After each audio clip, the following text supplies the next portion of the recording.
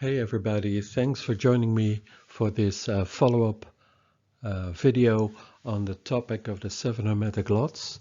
This is the second video which comes after the introduction, which was a very nice webinar on the site of Acuta called Nightlight Astrology, and you can find this webinar as the introduction on this video series, which I will be publishing as soon as I get the video of that webinar. But I thought, well, let's just go ahead and do the second one, and this one I will be discussing the mathematical formula with which to calculate lots, not the 7 hermetic lots, but lots in general. So let's have a look. Now, in the introduction, the previous video, I showed this slide to make calculations more easy, but also trying to understand the symbolism behind the several lots, which I will address in the next video. But now I will want to focus on the formula and the calculations, which contains sort of a key to the meaning of the several lots that you can calculate. Now, Schmidt said that astrological calculations always have to do with operations on Moira, and Moira is one of the fate words, a very loaded fate word. And the interesting thing is that the astrological portions or degrees is the actual is denominated by the word Moira in Greek. So these things happening here, what we do with these calculations has to do with operating on Moira. Now, the visualization that I used to try to understand the meanings of the several lots is this one. You got to do this and try to formulate it in your head, or try to use it for several lot calculations, and you will understand what happens. But I will also show it to you in diagrams operating on a chart. So this is what you do. You move planet C when the formula is in this way described or formulated, the ascendant plus B minus C. So when you have that, you move planet C to the rising image, to the degree of the ascendant, and planet B always moves along over the same distance. And as soon as planet C, the one that you move to the ascendant, arrives at the portion, the Moira of the ascendant, then planet B stops at the place where the set lot part is in the chart. So that's an interesting principle. Now, I will first address the technical side of this, but don't worry, it's quite revealing and it's not that difficult. It's actually quite an interesting visualization, and there are also software solutions which I will demonstrate as well when you are in the possession of the program SolarFire. I'm not sure how to do it with the other software that's on the market, but with this one it can be made quite easy, and you can look at and you can quite easily see how it operates. So let's do the first one. So here's my first example, and again I've shown the trick to do this by means of this visualization. Planet C goes to the ascendant, and planet B has to do with the place where the lot finally comes to rest and where the lot actually is. So here we have a chart. The ascendant is 3 degrees of the crab, and you see where all the natal planets are positioned in this chart. Now, when we do the trick, what we have to do, we move the ascendant, in this case we move Mars to the ascendant, that's the example, and we move all the other planets over the same distance. So the general abstract formulation is the ascendant plus planet X minus Mars. So you move Mars to the ascendant, and when I do that, we get this: the planets shift over the same distance as Mars is distant from the rising degree. So that's not that much, because in this case Mars was in the 12th place, so it moves a certain amount of degrees, and the other planets also move over the same distance. And where these planets leave off, there you have the location of the lot. So let's have a look at an example. when we take the ascendant plus Mercury minus Mars, we arrive at the place 26 degrees of Aries. So, and when we take the ascendant plus Jupiter minus Mars, then we arrive at the place of 15 degrees of the Bowman. So, and then you put the houses in again. So these are the new places of said lots, because the place where they are in the chart is important, of course, for the significations and the different rulers that have authority over these lots. Now, when I look at the list that Kurt Manwaring gives in the software Delphic Oracle, the ascendant plus Mercury minus Mars has to do with destruction and with enemies. So that's the location of that lot. When you look at the ascendant plus Jupiter minus Mars, then we arrive at the Bowman again, and that's expedition or campaign and children, the time of children, childbirth. Now what you do with these lots, not in general, but you can use them whenever a certain topic comes to mind for a client or whatever. So when somebody wants to know about pregnancy and the time of childbirth, then it's useful to use this specific lot, and not just like that. You use it in a particular question about a certain consultation, and you don't have to use these lots all the time. You only do it when it comes to mind or when it's useful in a delineation, in a consultation with a client. Now, the interesting thing is that Schmidt said that the lot formula is like you take the ascendant as if it is a planet. So in this case, you put Mars on the ascendant and you evaluate all the other planets in relation to the first appearance of Mars on the ascendant. That's pretty symbolic, I think. And that's an interesting thing to keep in mind. And again, the location of the planets that are shifted indicate the location of said lots. So very interesting concept. And Schmidt also compared it to the derived houses, which does the opposite. You take the house location of the planet as if it is an ascendant. So that's an interesting take on this material. Okay, let's look at another example. Again, the same formula, the same trick to visualize this process. In this case, I'm going to move the moon to the ascendant and move all the other planets over the same distance, which gets the generic formula, the ascendant plus planet X minus the moon. So what I do next is I shift the moon to the ascendant. And then you get this picture, and again, I have some lots that are indicative of where these lots arrive in the chart whenever you do this trick. So that's what I'm doing over here. So again, we have planets which indicate lots. They are placed in houses in the chart, and then again you get certain interpretations of what each lot signifies. So when you take the ascendant plus Jupiter minus the moon, which arrives in the balance, that's 6 degrees, then you get the indications, again like Kurt Manwaring listed in his program, Delphic Oracles. This lot has to do with excellence of the body, it has to do with children, specifically boys, and also the female friends of a man. So that's interesting. So the ruler of this lot has to do with, in this case, Venus, because Venus is the planet that has authority over this lot.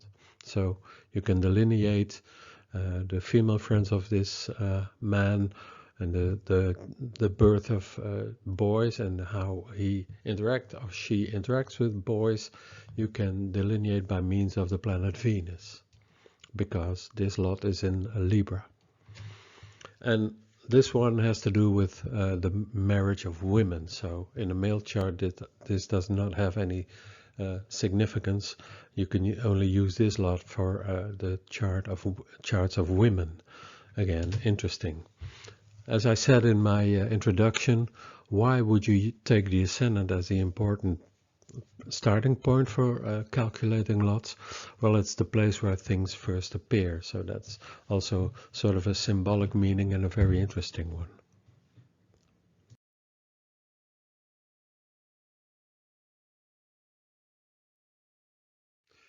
Now I will reveal to you. That's why I chose this nice animation.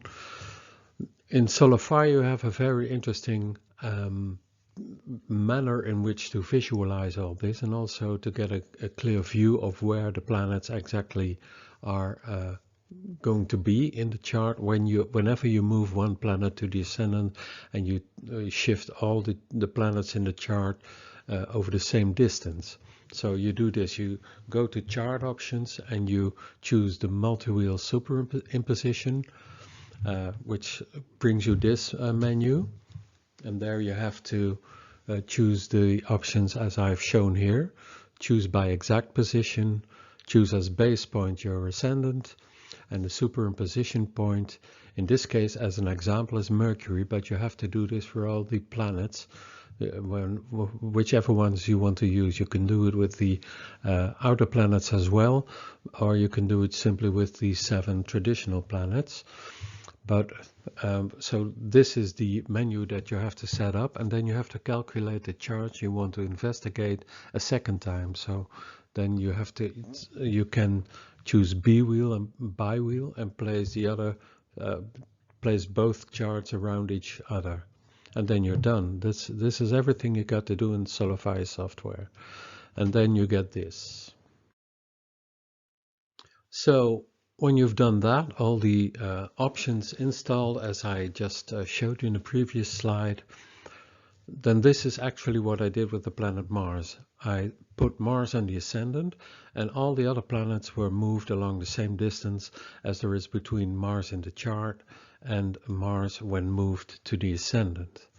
Now you can see that the distance between Mars in the natal chart in the inner circle is almost 13 degrees as difference between the rising degree and the planet Mars in this chart. And you can see that all the planets move the same distance, about 13 degrees, and you can see this quite accurately with the Sun, because you see in the outer ring that it has moved 13 degrees, so it's now located at 14 degrees of Aries. Now here are the planets that I used in the previous slides. When I shift Mercury over the same distance as is between Mars and the ascendant, then Mercury arrives at the 26th degree of Aries, which is said a lot. And when you look at the ascendant plus Jupiter minus Mars, again, for 13 degrees, 14 degrees shifted in the other direction, then you come at 15 degrees of the Bowman, the Sagittarius. So this is what you see, this is what you get when you do this trick in Solify, which is a very nice way to visualize and to exactly see where these planets land whenever you move one planet to the rising image. So you have to do this procedure 7 times for each lot. You have to change the options, so the base planet that you choose has to be changed all the time in the options menu, and then you can do it for every planet. I will show you in the next slides. And you can see where the other planets land, which is of course the location of the lot. So this is in principle what you do when you shift planets over a certain distance and over a certain degree, sort of a stretch of degrees, Moira. When you use the outer planets, of course, you have to do this 10 times. And when you use other celestial bodies, there's an infinite number of things you have to do. But this is the basis of this procedure. So work with it, and it's very interesting. I will show you the other ones as well for this chart. Now in Solify, there's always also the option to compose your own list of lots. And as you can see, I did that for this chart. And then you can see where all the lots are, and this is the ultimate list of all the lots, all possibilities of the 7 traditional planets with each other So this is the complete list of lots that you can have when you use the 7 traditional planets.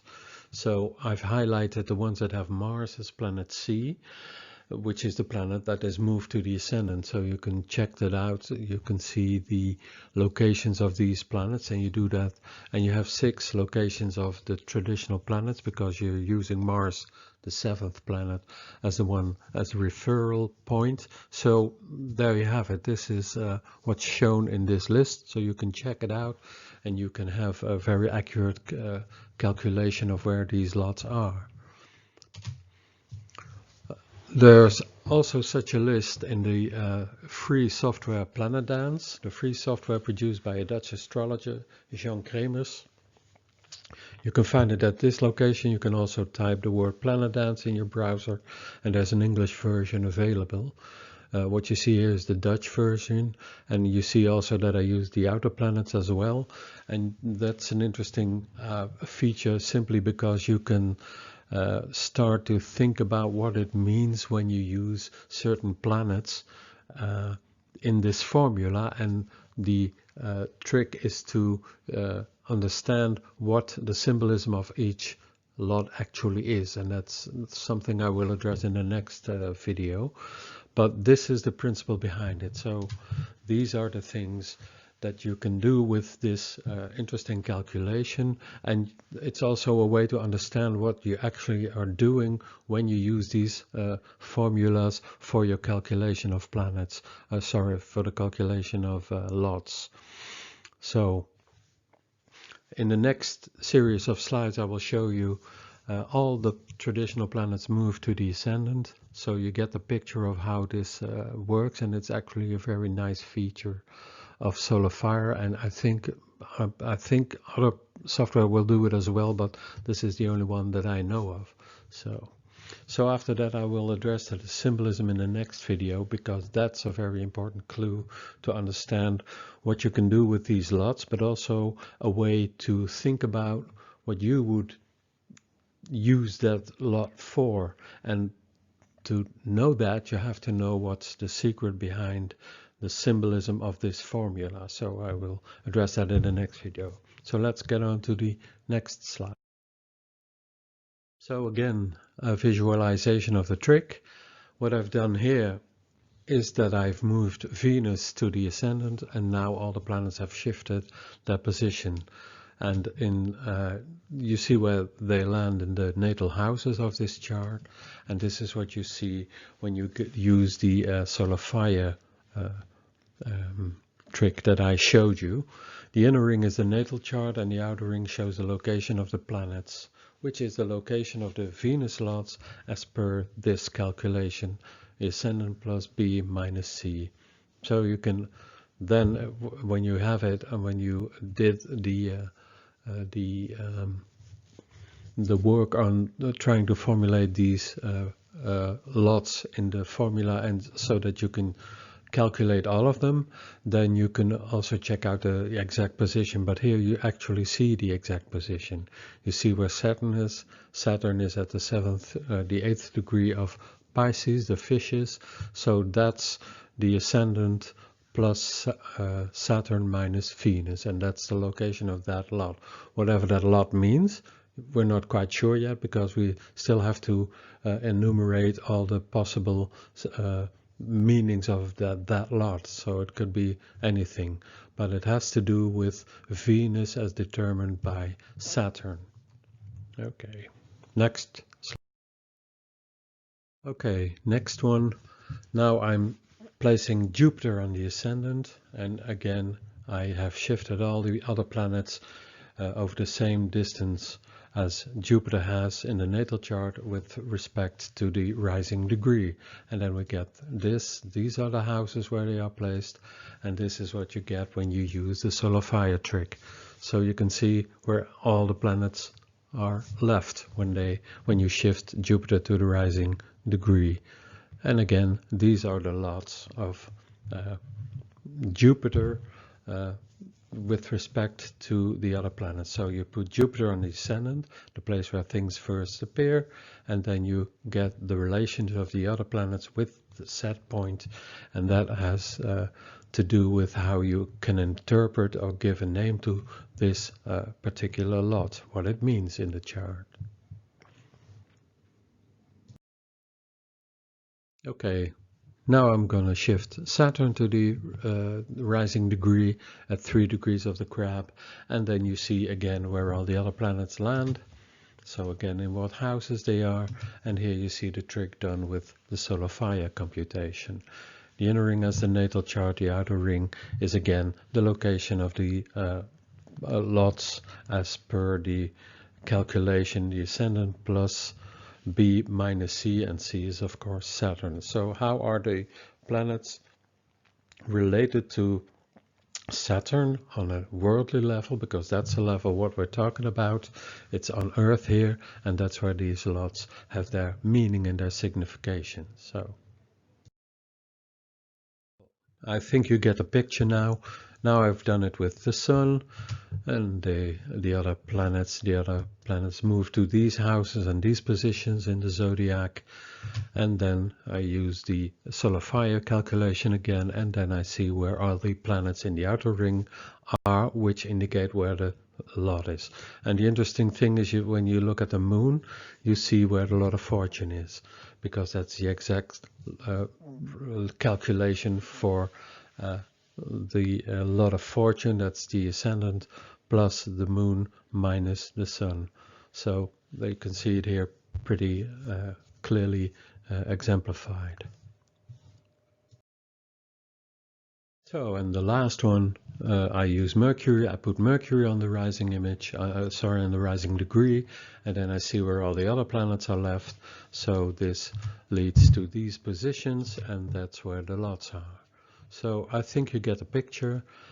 This is what you do with the calculation formula.